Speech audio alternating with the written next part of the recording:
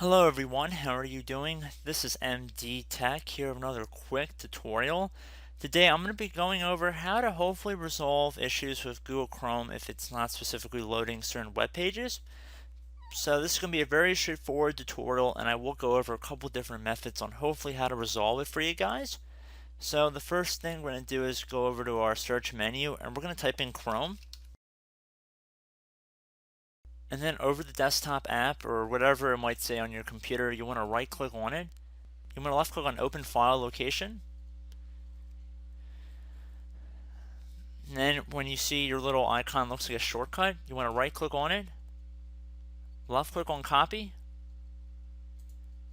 and then somewhere blank on your desktop, right click, and then left click on paste.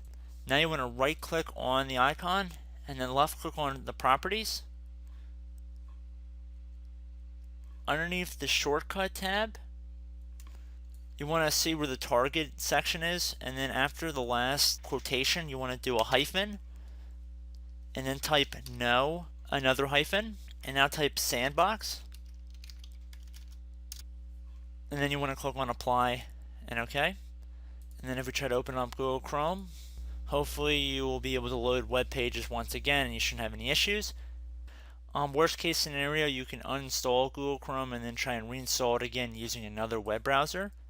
So if you went underneath programs and features,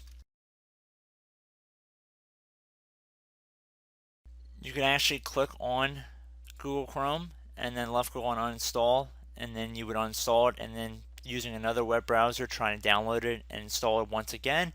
And I know with a lot of the email linking that they've really been pushing for, it should make it a lot easier to reinstall Google Chrome. It shouldn't be that big of a deal, especially if you have your Gmail account linked to it.